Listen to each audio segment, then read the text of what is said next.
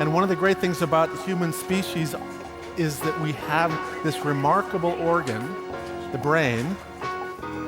La tête dans le cerveau. Biologie, cervelle, synapses, neurosciences, physique. The human brain really is the most unique gift of our species. Avec Christophe Rodeau. Tenter de secourir un congénère ayant perdu conscience pourrait ne pas être une caractéristique propre à notre seule espèce. La tête dans le cerveau.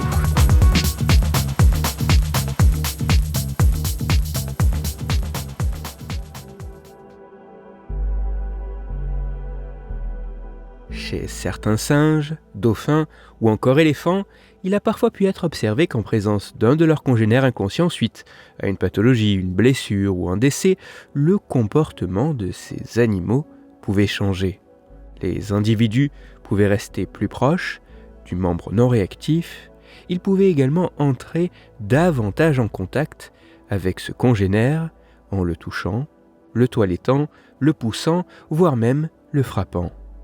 Des modifications du comportement qui ne sont pas sans rappeler celles que peuvent adopter les membres de notre propre espèce pour tenter de venir en aide à une personne ayant perdu connaissance.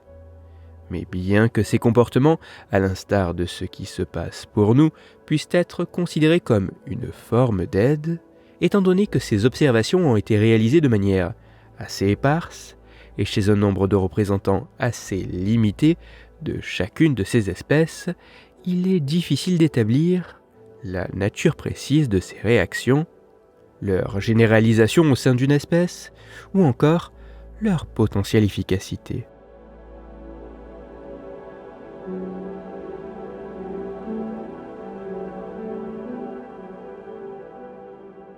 C'est pour tenter d'apporter des éléments de réponse à ces questions que des chercheuses et chercheurs de l'Université de Caroline du Sud ont mené une étude dont les résultats ont été publiés en février 2025 dans la très prestigieuse revue scientifique Science. Pour leurs travaux, les scientifiques ont, dans les grandes lignes, mis une souris au contact d'un congénère conscient ou non conscient car anesthésié afin d'analyser très précisément leur comportement.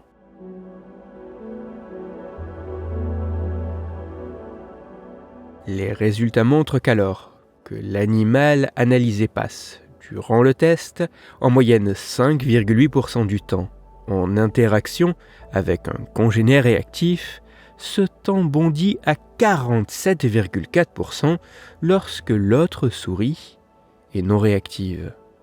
Des interactions qui peuvent être dirigées vers le dessus de la tête, le tronc, les membres et la queue de l'animal, mais dont la majeure partie sont assez spécifiquement dirigées vers la zone autour des yeux et de la bouche. Et des interactions qui évoluent avec le temps. Apparaissent d'abord des comportements de reniflement et de toilettage, puis des actions interactives plus énergiques qui s'intensifient au fur et à mesure. Des interactions plus énergiques présentes dans 100% des cas qui consistent en le léchage des yeux, la morsure de la bouche, la morsure de la langue et dans 50% la traction de la langue hors de la bouche, ouvrant davantage les voies respiratoires et empêchant l'obstruction de celle-ci.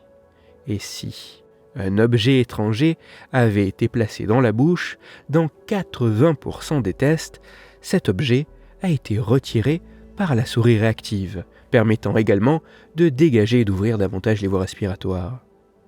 Des interactions plus énergiques qui sont associées à des réactions de la part des souris non réactives et qui semblent effectivement pouvoir les aider à se réveiller.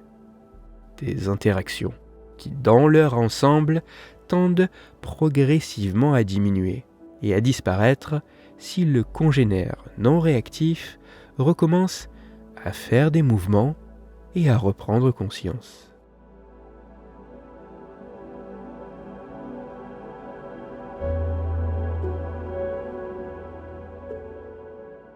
Pour aller plus loin, les scientifiques se sont également intéressés à ce qui se passait au niveau cérébral chez les souris interagissant de la sorte avec leurs congénères inconscients. Les résultats montrent que dans certaines régions cérébrales, identifiées pour jouer un rôle dans le reniflement, le toilettage des congénères, l'interaction sociale et ou les comportements prosociaux, il semble exister une activation neuronale assez sélective à l'exposition des partenaires non réactifs. Plus précisément, au sein du noyau paraventriculaire de l'hypothalamus, l'activité des neurones libérant de l'ocytocine, une molécule jouant notamment un rôle dans les comportements sociaux et prosociaux, augmente lorsque la souris détecte l'état non réactif d'un congénère. Une activité de ces neurones et une libération d'ocytocine qui semble jouer un rôle dans les réactions comportementales dirigées vers la souris non réactive. Car si expérimentalement, l'activité de ces neurones est inhibée et la libération d'ocytocine restreinte, le temps d'interaction avec la souris inconsciente, et notamment les interactions énergiques, est drastiquement réduit. Alors que c'est l'inverse qui se produit si l'activité de ces neurones et la libération d'ocytocine est expérimentalement augmentée.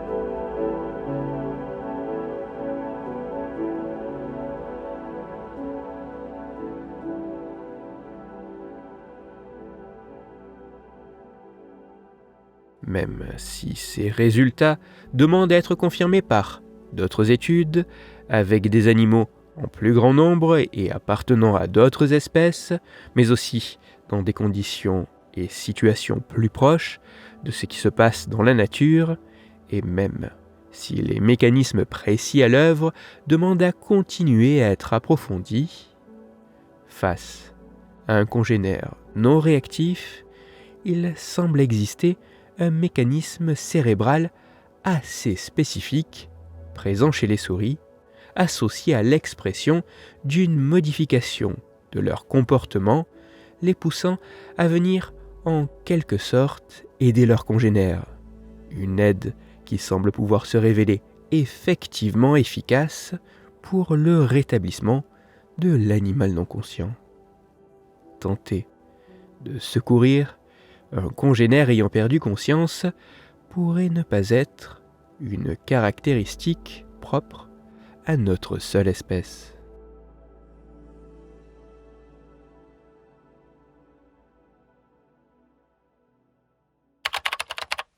Pour aller plus loin, je vous renvoie vers un article disponible gratuitement en ligne, mais en anglais, qui a pour titre « Incredible Discovery Shows Mice Trying to Revive Fallen Companions ». Il est écrit par Tessa Koumoundouros et il est à retrouver sur le site sciencealert.com. Toutes les études scientifiques m'ayant servi à écrire cet épisode, ainsi que les références de l'article pour aller plus loin, se trouveront sur mon site, Cerveau en argot, dont le lien se trouve dans la description de l'épisode. Dans cet épisode, j'ai parlé de comportements que l'on pourrait imaginer propres à notre seule espèce, mais qui ne le seraient peut-être pas. C'est pour cela que je vous invite à écouter l'épisode numéro 38 de La tête dans le cerveau. Dans celui-ci, vous pourrez découvrir ou redécouvrir que si face à une situation problématique, il est possible de se servir de l'environnement pour fabriquer les outils nécessaires permettant de parvenir à une solution, l'espèce humaine ne serait pas la seule à être capable d'adopter ce type de comportement. Pour continuer à échanger, vous pouvez me retrouver sur les réseaux sociaux, sur YouTube ou me contacter par mail. Tous ces liens sont, eux aussi, dans la description de l'épisode. Si pour vous, ce podcast est gratuit et sans publicité, pour moi il représente au total plusieurs milliers d'heures de travail et me coûte quelques centaines d'euros chaque année. Alors, un très grand merci à toutes celles et ceux qui prennent le temps de me faire des retours, de partager mon travail sur les réseaux sociaux et de me laisser de très sympathiques commentaires et 5 étoiles sur les plateformes d'écoute de podcast. Pour me permettre de travailler dans de meilleures conditions, vous pouvez également me soutenir financièrement avec un don ponctuel ou mensuel sur la page de financement du podcast, dont le lien est dans la description de l'épisode. Christophe Rodeau. La tête dans le cerveau.